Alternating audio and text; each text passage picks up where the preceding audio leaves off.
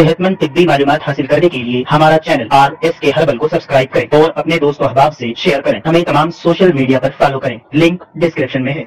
नाज़रीन किराम, RSK herbal की जानिब से बलगमी मिजाज रखने वाले लोगों के लिए और आज की इस वबा जो फैली हुई है इसके ताल्लुक़ से निहायत आसान नुस्खा लेकर आपकी खिदमत में हाजिर हूँ।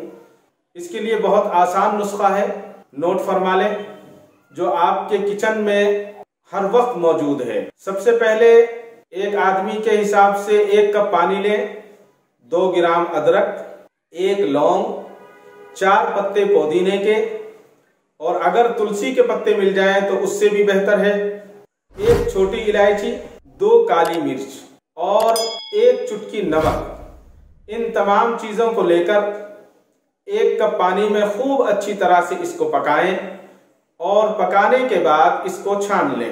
अगर मरीज को शुगर नहीं है तो इसमें शहद मिला लें या गुड़ मिलाएं या शक्कर मिलाएं। बहुत जायकेदार काढ़ा तैयार है और चुस्कियां लेकर इसको पिएं। इंशाअल्लाह गले की खराश चंद लम्हों में दूर हो जाएगी। खांसी में भी बेहद मुफीद है और सांस की जो तकलीफ होती है उसमें भी ये बेपनाह मुजर्रब पाया गया है। अगर बच्चा छोटा है, गोद का बच्चा है, तो उसके लिए बहुत आसान है। 2 चुटकी अजवाइन और 1 पान का पत्ता लें, जिसको हम काला पान कहते हैं, और पानी में अच्छी तरह इसको पकाएं और आधा चम्मच उसमें जो है शहद मिलाएं और 3 चम्मच एक बच्चे को पिलाएं। 2 साल से लेकर 8 से 10 साल तक के बच्चों को ये काढ़ा पिलाया जा सकता है। इंशाअल्लाह फौरी तौर पर बच्चे का बलगम साफ हो जाएगा और बच्चे की पसलियों में जो खरखर की आवाज आती है इंशाअल्लाह वो भी ठीक हो जाएगा। और अगर किसी के यहाँ ये मौजूद नहीं है और बहुत सारे बच्चे अजवैन की खुशबू से उल्टी कर देते हैं, उनके लिए ये है कि अदरक को खूब अच्छी तरह से कूट लें और कूटने के बाद 1 चम्मच उसका रस निकालें।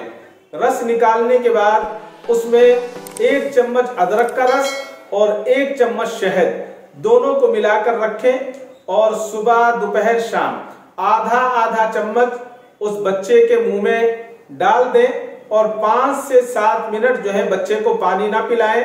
अगर पानी पिलाना है तो गर्म पानी पिलाएं। इंशाअल्लाह सुम्मा इंशाअल्लाह अल्लाह की जात से ये उम्मीद है कि सांस की तकलीफ फौरन खत्म हो जाएगी, खांसी फौरन रुक जाएगी और गले की खराश भी दूर हो जाएगी। ये बहुत आसान घरेलू नुस्खे हैं। इन नुस्खों को मामूली ना समझा जाए बल्कि बड़े एहतमाम के साथ इसको इस्तेमाल किया जाए। और जिन हजरात को बीमारी नहीं है वो हजरात भी इन नुस्खों को इस्तेमाल करें। इसके इस्तेमाल करने से इंशाअल्लाह हमारी कुव्वते मुदाफियत बढ़ेगी। इम्यूनिटी जो हमारी है, जो ताकत है, हम उसको महसूस करेंगे। जिस्म हमारा जो है गर्म रहेगा और इंशाअल्लाह बलगम नहीं बनेगा। अल्लाह तबारक व तआला तमाम इंसानों को इस बीमारी से महफूज रखे और तमाम को शिफाए कुल्ली अता फरमाए। आमीन सुम्मा आमीन।